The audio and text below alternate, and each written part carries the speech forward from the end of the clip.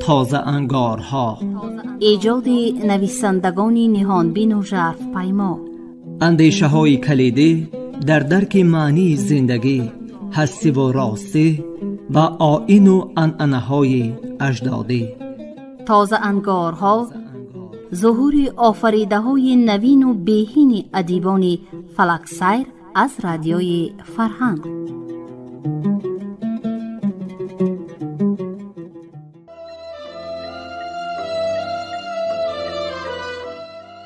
شنوندگان عزیز، علاقمندان گفتارهای ادبی رادیوی فرهنگ، حالا از سلسله گفتار تازه انگارها از خوان ایجادی نویسنده نامدار تاجیک بهمنیار از کتابی سرمده حکایه های دلپذیری را در قرائت نامزد علم‌های فیلولوژی عبدالجلیل امان به سمعتان میرسانیم.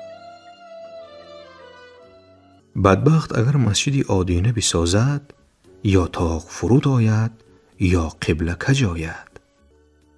روز دیگر اهل روستا اطلاع یافتند که برزود چون ماکو بین کفرود و گوریستان روا دارد. از رود در کوزه آب میبرد و به گور میریزد، اما دود گویا از آب غذا میگیرد که تندر تنوره میزند. مادر را دل میسوخت و دایه را دامن که این چه روزی سختی بود آمد به سرش. مردم نمیدانستند که دود کردن گوری پریسا را چون تعبیر دهند، زیرا در گفتار و پیندار و کرداری برزوی آذرپور تنها نیکی میدیدند. ولیکن باز کی میداند دل کسان چون شهری کسان کوچه و تنکوچه و بنبست‌های زیاد ناشناس دارد. بابای سنگین پیری نیک سیگال غم دیده که استخوان‌های شخ شده خود را روی بام آفتاب میداد، تا زمستان دست به احتساب نزدن کوزه کشی های برزو را میدید و اندیشمند ریش سفید خود را با پنجه های نحیف و شانه میکرد. به بابای یزدان که ره گذر بود و دودیله برای صحبت بیست یا پی کار برود، با سر سوی برزو اشاره کنان پرسید: چی میکند؟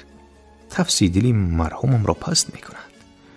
تفسیدلی زن را در زندگی پست میباید کرد.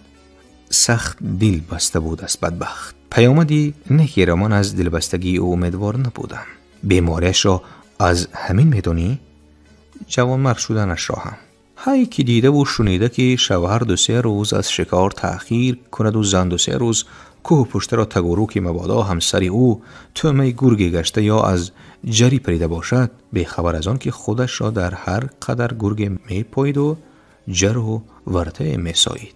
قصه رنجور شدنی برزو و 1 ماه ساعت نهفته او را نگهبان بودنی پریسا را شنیده انگشتی حیرت گزیدم. از شبگردی های برزو دلزنک شدنش را نمی گویی. به 70 در آمده به ارمان می روم که وفاداری زن را نه در کتاب ها خوانده و در افسانه ها شنیدم، بلکه با چشم سر دیدم. اما دود کردن گورش را چی می گویی؟ بابای سنگی لحظه چند به فراز تنگی دیده دوخت، گویا زره چشم و زره گوش چیز دیدن و شنیدن میخواست. سپس به بابای یزدان رو آورده گفت: از بی‌قدری عشقش دود میکند. بابای یزدان رو پرسش زبان میسوزاند، ولی آنچه شنید در ترازوی عقلش نمی گنجید. از این روز زبان خواهید و به آن پرسش دست افشاند و چنین شد که این دست افشانی برای او بلا و پسش و برای بابای سنگین خیر باشد را گرفت و بابای یزدان به میل خاطر دنباله کار خویش قدم برداشت. این دم در گوشه دیگری ده واقعی عجیب رخ میداد. مادر پریسا خاله چمنارا به این نام کم کسان او را نام می بردند. همه خاله چمنش می گفتند. قصه نامرادی دامادی سابقش را شنیده خود میان بسته براه درآمدها با پند و نصیحت دل و دختری مرحومش را نرم سازد. کمپیری مریم از این اقدام خبر یافته ره می پایید.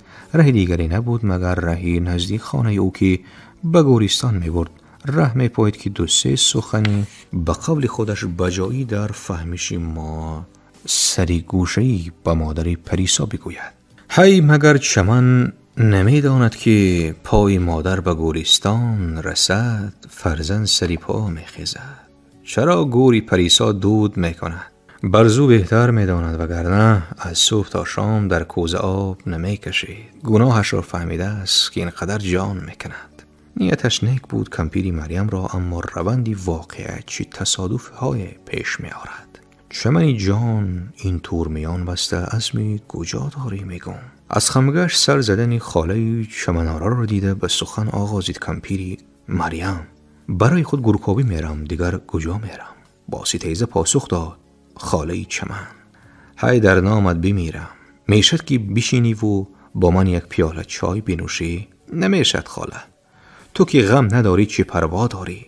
خود را به نادانی میزنی که از دود کردن گوری درختی من بی خبری؟ چطور دلت میشد که این گپ ها را میگویی؟ دلم خونابه است و چاره نمیبینم، به تو هم مصلحت نمیدهم. برزو بهتر میداند که چی بکند. اگر برزو بهتر میدانی سالی دخترم بود نشده آرزوی آغوشی گرم نمیکرد، اگر انصاف میداشت پیش از فاتحه یک کف آب به گوری اون سوخت دل میریخت، ایمانش کامل که دخترم بختی او را میخواست.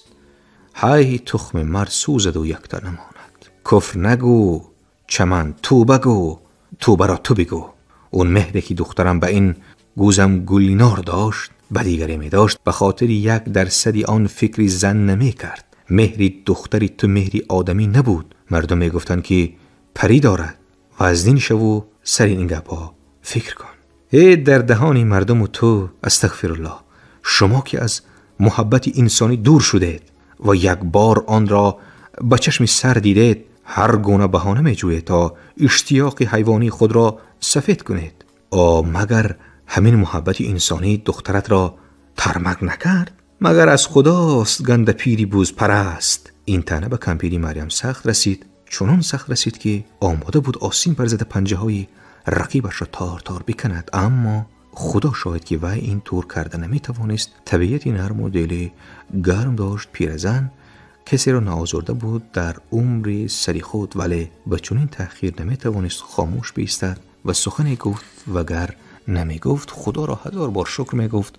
گذشته از این کلبوزی تعریفی و لعنتی خود را خام تلاش می کرد به مردم. های چی سخنی بود که او گفت و خواب و خور را فراموش کرد؟ اله دودی گوری دخترت تا قیامت تنور زند.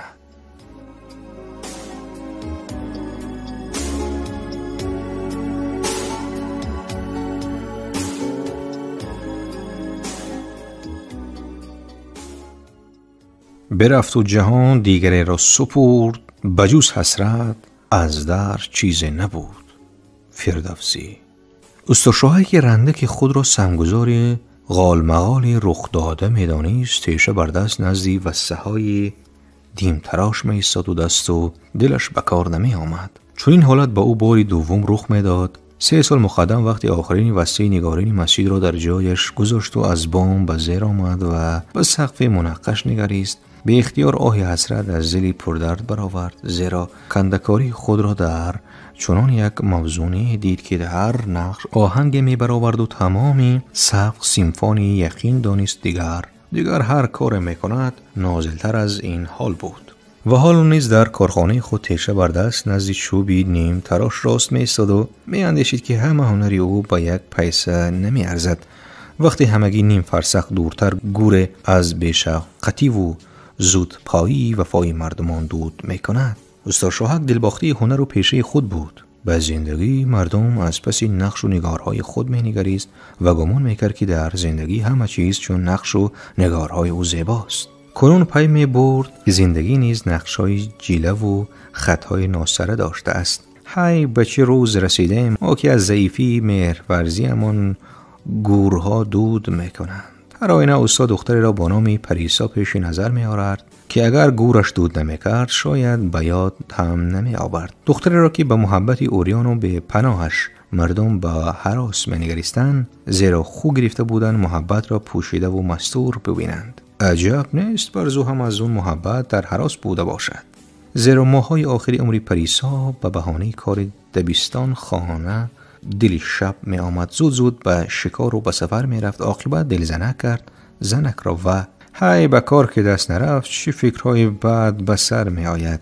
این باری دوم بود که دستی اوستا به کار نمی رفت و او میدانست که با امید اگر 100 سال همینطور بایستد خواهش کار در دلش شروع نخواهد زد. اوستا شاهک تیشه را روی تراشه ها پرتافت و از کارخانه بیرون آمد. زنش را که ستیل تاری سر از رودخانه برمیگشت سوال کرد: بخیر است؟ 1 ساعت در کارخانه بودی و گمان میکنی عالم تگورو شد؟ هی نادان، حالا در 1 دقیقه میتوان عالم تگورو بشود، چه جای ساعت؟ لبی رو دختری خوردی شیری خال را دیدم، میگوید که پدرش تب کرده خوابیده است. حالا اگر نصفی ده تب کرده بخوابد هیچ عجب نباشد، چه جای شیره که ترسو. اگر گورو پریسا را در نظر داری آتش بگیرد هم میارزد. بیچاره برزو گفت و سوخت. گمانش که برزو هم برای او میسوزد، رفت که خوابد. خیر کن دانست که نمی سوخته است، چی دود میکند؟ حتی پیرزن بیمیرد باز از موی سفید خود امیدوار است، چه جای دلباخته چون پریسا. همینطور ناسیرمید. ما غیر از غربت و حسرت از شما چی میبریم؟ گویا ما چیزی بیشتری میبرده باشیم. هر دو از این خندیدند و زن شاهک به آشخانه در آمد و اوستا به کوچه برآمد. آفتاب در سما زرد میگشت و بابای سنگین استخوان‌های خود را جمع کرده از بام به زیر آمدن و به مسجد رفتن میخواست. بابای سنگین اینقدر زود به مسجد نه تنها به اندیشه آخرت بلکه به قول خودش برای اندیشه سوزی میرفت. پیرمرد بر وقت پی برده بود که نقش و نگار مسجد اوستا شاهک نیروی افسونگری دارد و اندر تناسب تغییر روز به آدم اثری گوناگون میگذارد. بامدادان روح پرور است، نیمه روز به تمکین و فروتنی میخواند، شامگاهان دلداری میدهد و صفا میبخشد. پیرمرد که بخت ندیده و زندگی سخت دیده بود و از روزگار سبقی تلخ گرفته بود، خدا را سپاس می‌گذاشت که در آستانه عدم به چنین معجزه همگونه نگارستان اوستا شاهک او را شریک نصیب گرداند. گاهی پیش خود می‌اندیشید که اگر این نقشه‌های افسونگری اوستا شاهک نمی‌بودند، از اثری خاطراتی پرعلمی خود در خاری‌های خار جان و جبار می‌سپرد. اما گذشته بابای سنگین قصه دیگری است. حالا بیاییم که او از بام پایین آمد و با تمکین و صلابت مسیحی از یدید راه خانه خود را تا به مسجد کوتاه میکرد. چون اتفاق افتاد که اوستا شاهک مسجد ساخته و دیگر قدم با آستانه آن نمانده و بابا سنگین مسجد را چون خانه خود و خدا پسندیده روبرو شدند. هرگاه و بیگاه اوستا دعا میگویم که دستت درد را نبیند و دلت غم را شیوتهای به ما کردی، پس عمری ما به سودای خام نمی رود و حسرت با خود نمی بریم. هی دادر که از این در به حسرت رفته است، خوشا کسی که ارزنده رفته است. مهم این است شما که اینقدر عذاب کشیده اید، ما برای خود عذاب کشیدیم نه برای دیگران. از این رو ما از همان عمر به سودای خام دادگانیم. اوستا با گفته های پیرمرد راضی نبود ولی موردی اعتراض ندید و بس ناآغازید و غیر اختیار پرسید: هیچ خبر دارید که پیامدی کاری برزو چی شد؟ همین قدر میدانم که روز چندین کرت از رودخانه به گورخانه آب میکشد. آیا می شود که این کاری بیهوده را گذراند و خانه‌دار شود؟ آیا می شود که اوستا شاهک گلکنی مسجد را انگاره گذارد و به نقش و نگاری کاهدان پردازد؟ بابای سنگین به سوالی اوستا شاهک رنده همین طور با سوال جواب داد و با این سوال اوستا را در جایش محکوب ساخته راه مسجد را کوتاه کرد. شنونده های عزیز، یادرس می شویم که شما حکایات را از کتابی سرمدیح نویسنده بهمنیار از سلسله گفتار تازه انگارها در قرائت نامزد علم‌های فیلولوژی عبدالجلیل امان از موج رادیوی فرهنگ شنیدید. کارگردان موجی گل یوسفова. انجام گفتار 35. شاد و موفق باشید.